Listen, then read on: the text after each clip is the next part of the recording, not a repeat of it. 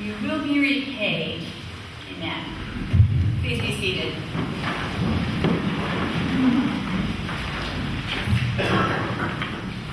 So Jesus' world, the world of the disciples, of Peter and Andrew, James and John, and the world of the Pharisees, Herod and Pilate.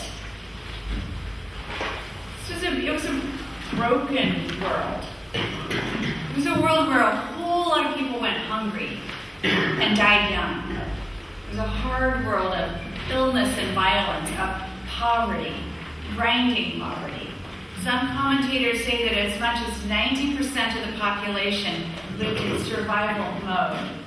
So if you like charts, Jesus' world would look like a very short, fat pyramid with a whole lot of people on the bottom and a very few on the top.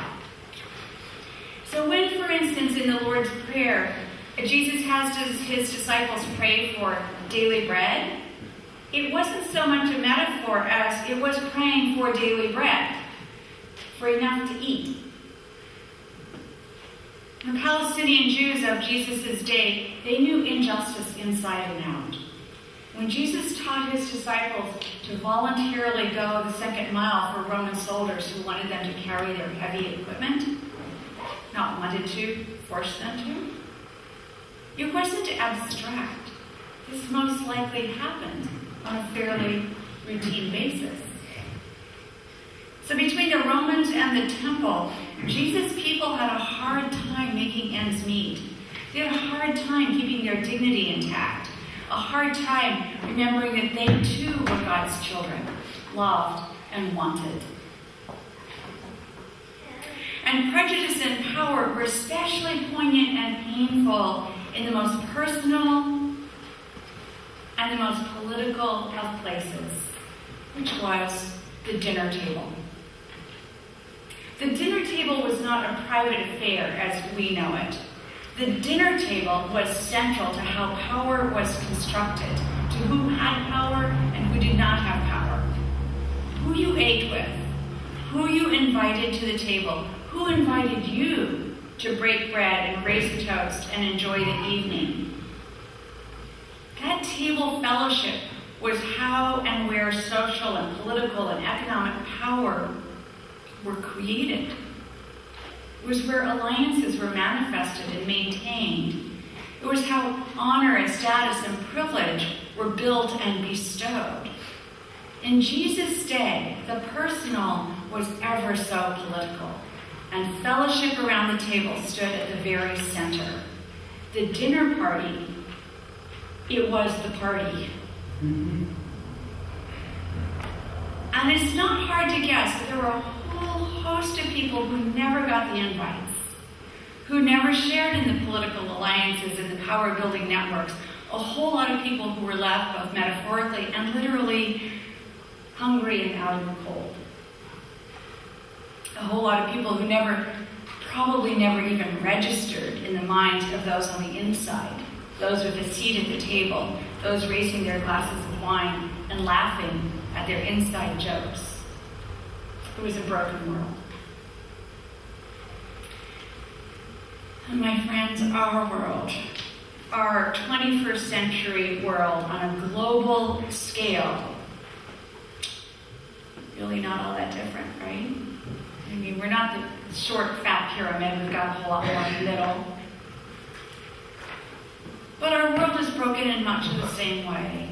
A whole lot of people on the outside who don't get a seat at the table, who don't get the invites and the opportunities to build connections and business alliances and wealth-generating social ties, who aren't included in the deal-making and the networking.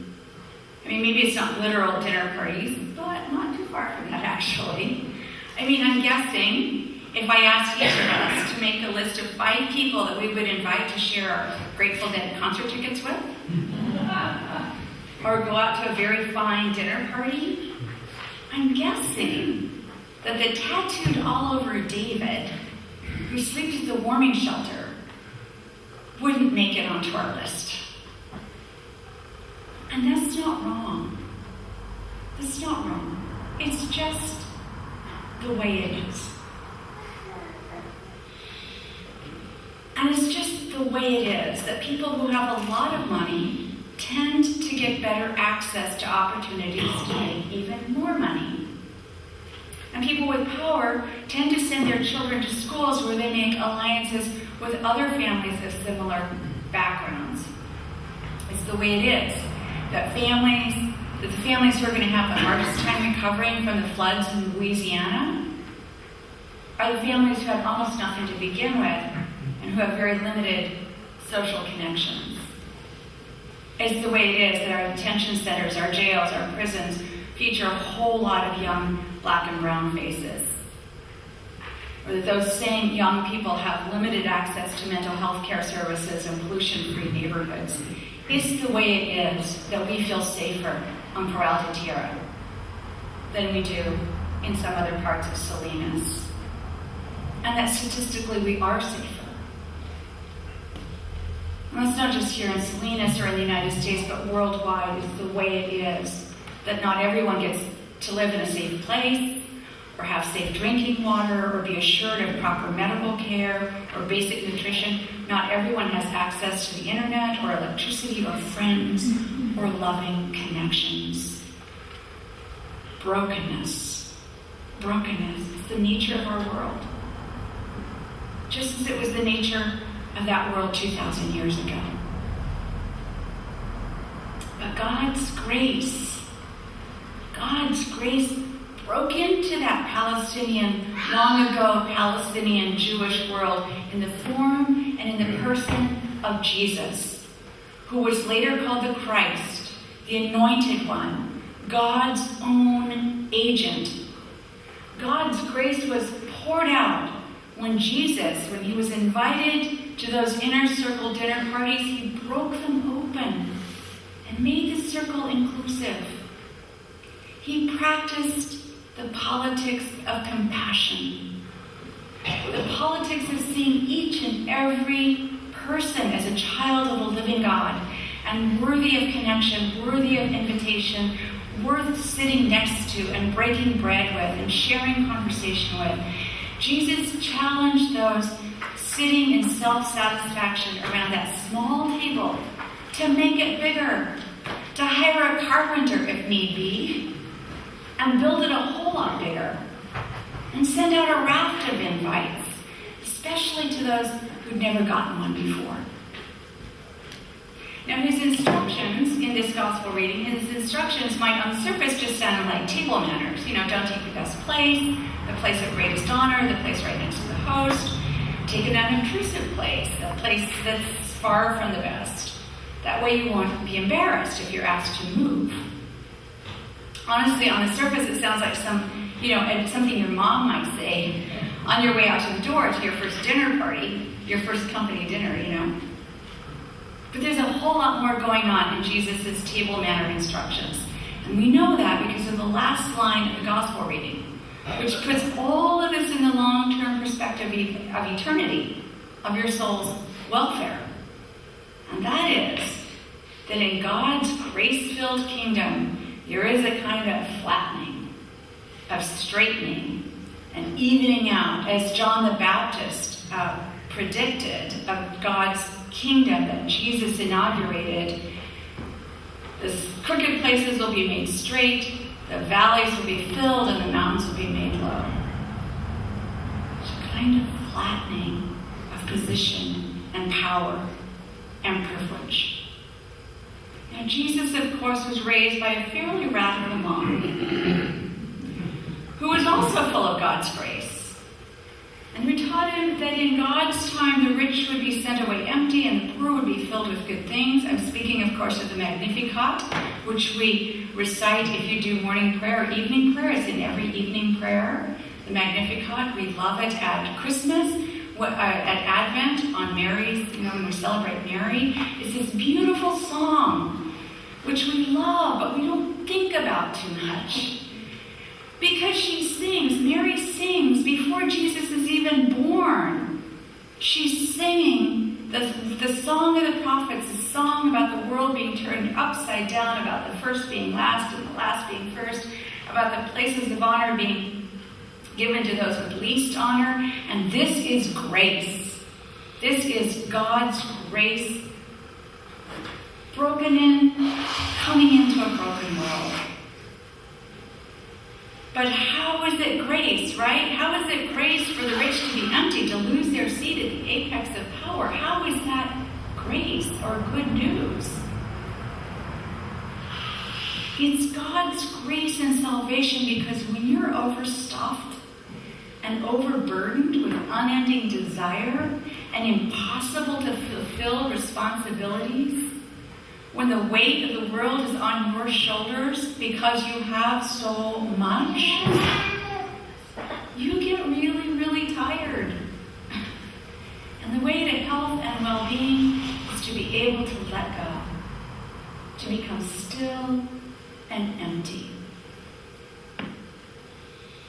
so that you can get filled up with what really satisfies. And that is relationship. God-filled relationship. And that emptying and that filling is God's grace.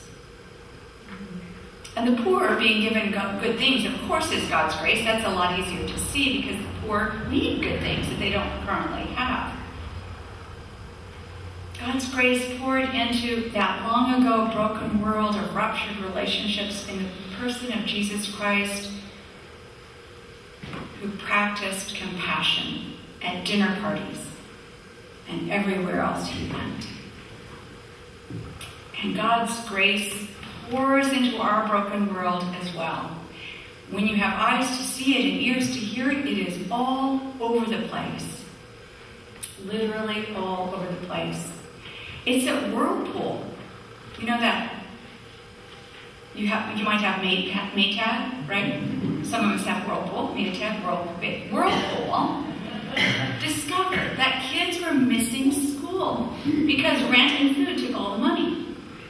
No money left for detergent or the laundromat or to pay the PG&E bill to power the washing machine.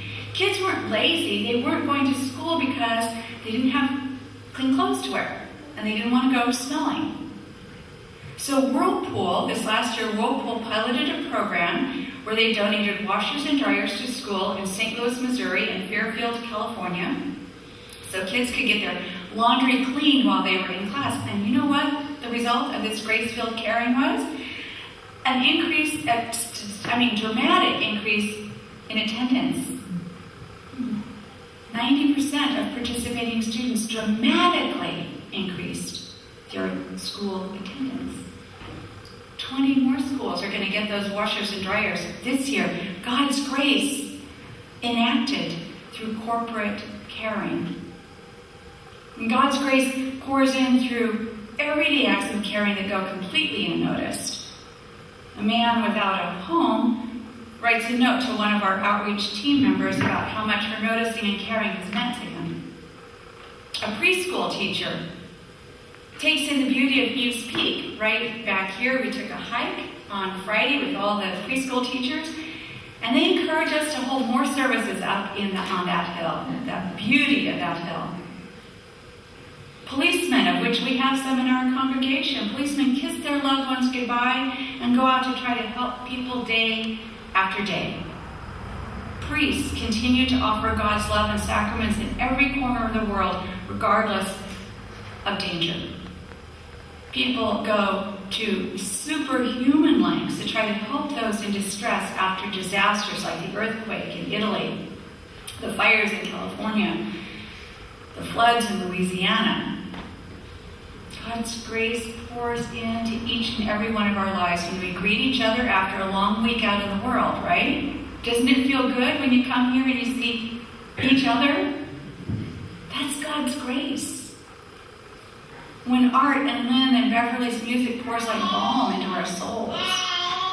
God's grace. God's grace. Look out for it this week. It's often subtle, and it's easy to take it for granted. But it's there. Healing brokenness, establishing connection, enabling communion. God's grace pours into our broken world through every available nook and cranny, and it's most evident